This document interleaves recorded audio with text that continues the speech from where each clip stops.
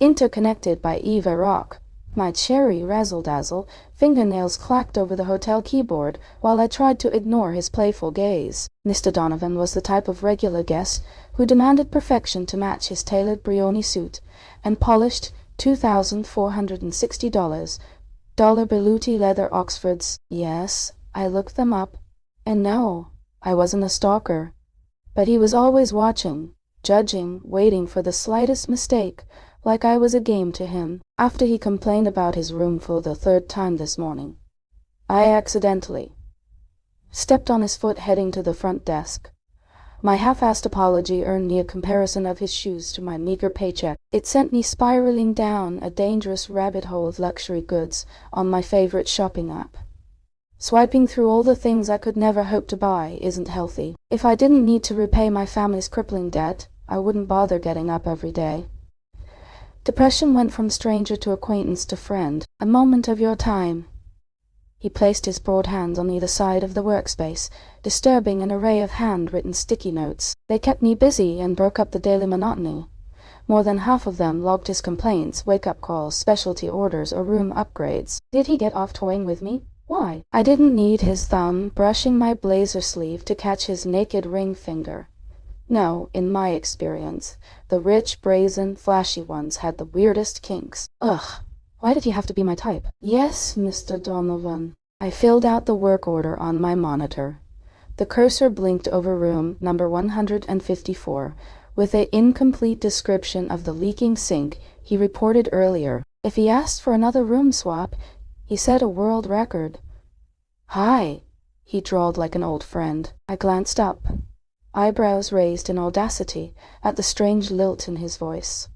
I smiled through gritted teeth. Here we go again. Why was I not surprised? What can I do for you, Mr. Donovan? For the fourth time, I wanted to add, but held my tongue. Insulting guests would get me fired. Did housekeeping clean my room? His blue eyes stared, intent on my reaction. While the hotel appreciates your patronage, this isn't a game. Housekeeping makes the rounds at 10 like I told you yesterday. Now I have work to do. The last sentence had more bite than human resources would approve of. I forced myself to let out a slow breath.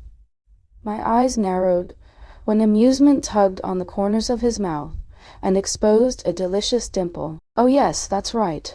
Did any packages come for me? No, nothing.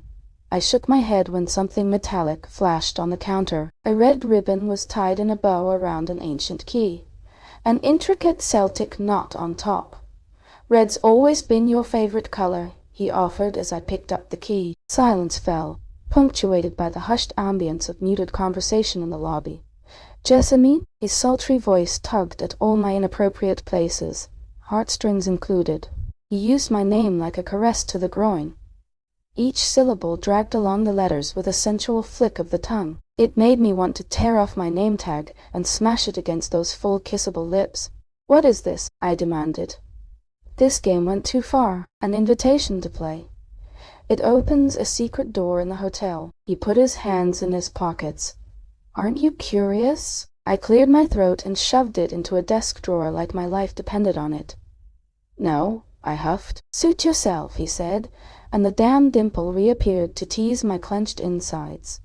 He walked away with the swagger of someone holding a royal flush. As soon as he vanished, I grabbed the key and yanked off the ribbon.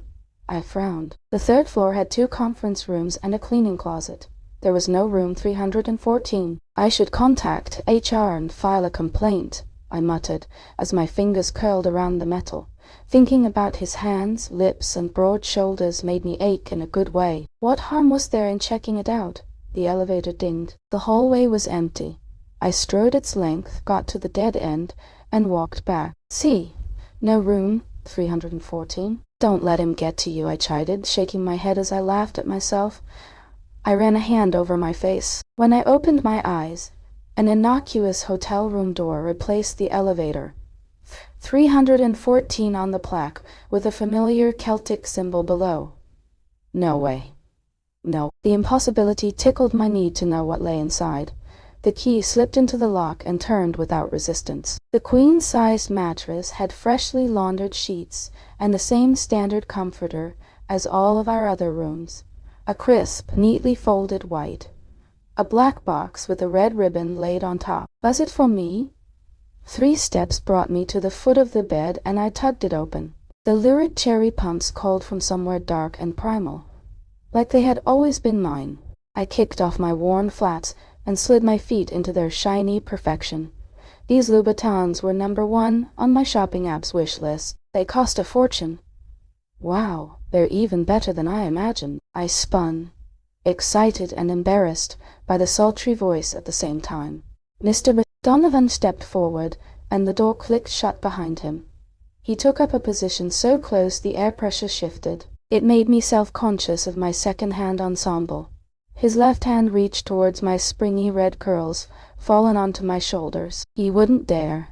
I glared and smacked his hand away as I pushed past him. This was a huge mistake, I announced, and yanked the door open. My mouth dropped. Faded pink and green flowers offended the duvet of the sagging trundle bed. Tacky butterfly wallpaper peeled from the walls. Cat pee stains dotted the carpet. Musty, cloying perfume tried and failed to cover up the acrid odor. It coated my tongue, curled my lips.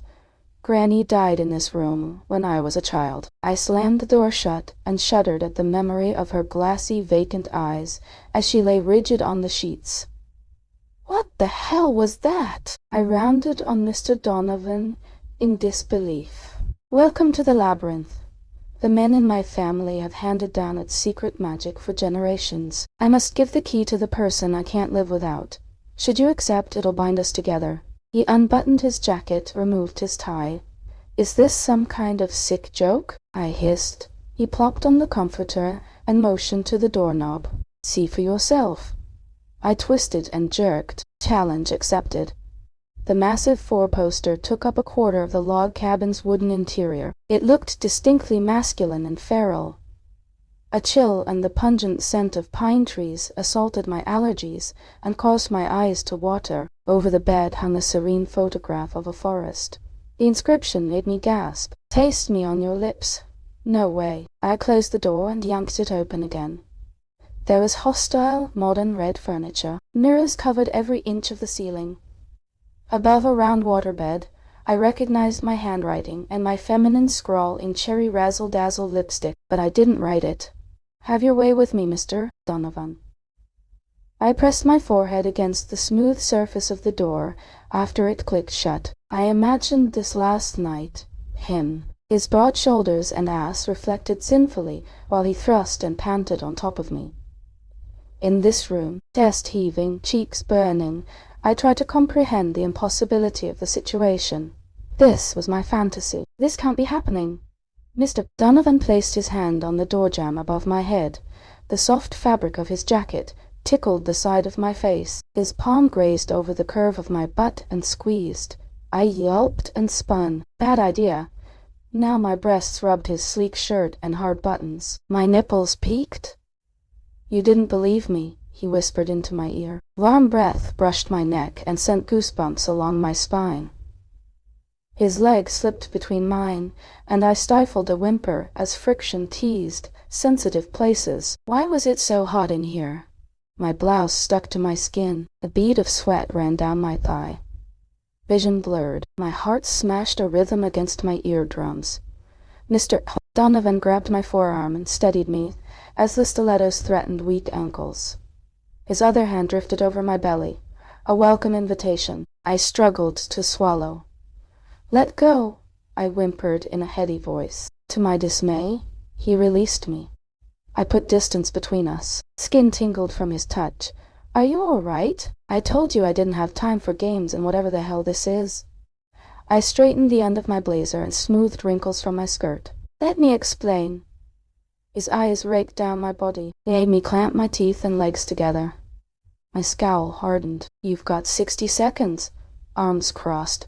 I swore a silent curse to aching nipples. Well, he continued quickly, every bed demands a price. Fantasy or fear. The twist of his head exposed his strong jawline and muscular neck. I followed his line of sight, and my heart stuttered in my chest. A framed glossy black and white print hung above the headboard. Despite my anxiety, I shivered with delight. Artsy letters declared shamelessly, "Tie me up and make me scream. You enjoy this game as I do, Jessamine." The toying and teasing, the unrelenting, impossible requests and complaints.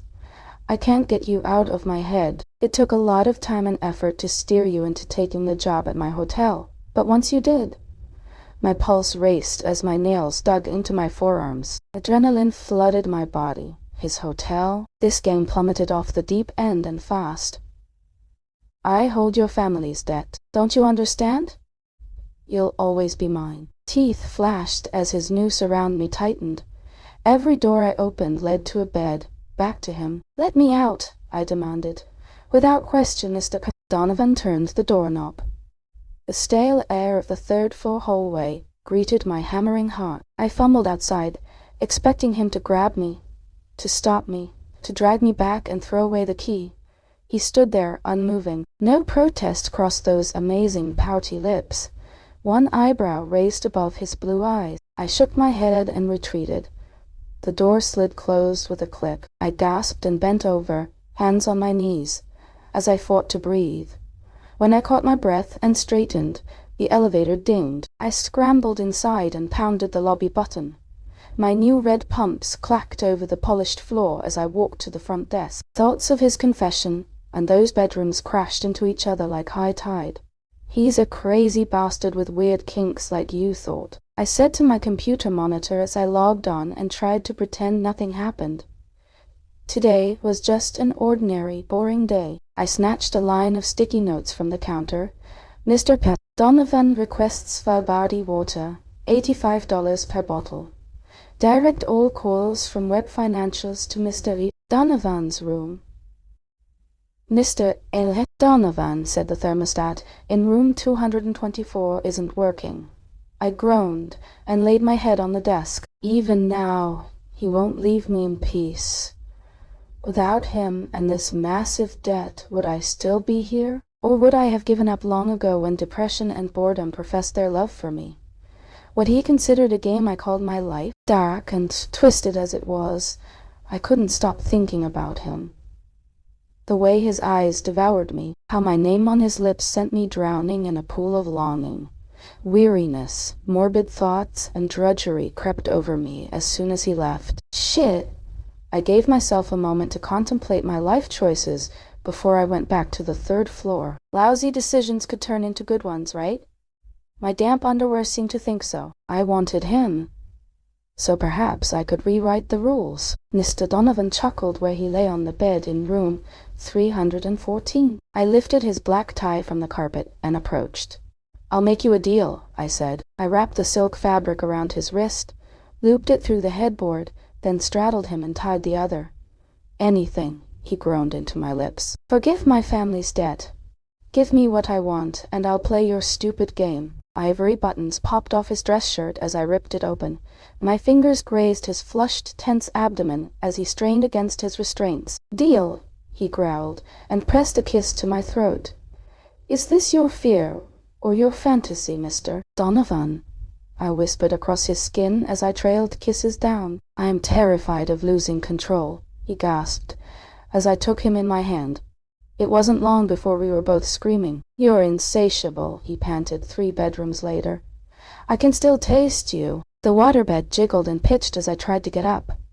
My shame became apparent as I saw my nude body reflected on the ceiling. Hunger gnawed at my stomach as I tugged my underwear over the red pump still on my feet. "Let's grab dinner. I'll treat you to a fancy restaurant." He turned the doorknob and pulled. The kinky dungeon room featured whips and chains on the wall, and a cage in the center. Mr. Donovan bent rigid, every muscle tense. He closed the door and jerked it open again. The next bedroom was dark and sour, like trash in an abandoned alley. "Huh? This hasn't happened before." He tried again. This one held a bubbly hot tub and the delicate aroma of cinnamon and spice. I slipped my blouse on, heels clacking as I brushed past him. The doorknob twisted. My laughter rippled into the empty third-floor hallway. It took 2 to play this game. I wouldn't be his pawn. but I could be his queen. This hotel, his money, his empire, I would win them one by one. Mr. Donovan would be mine as much as I was his. Now every door he opened led to a bed, back to me,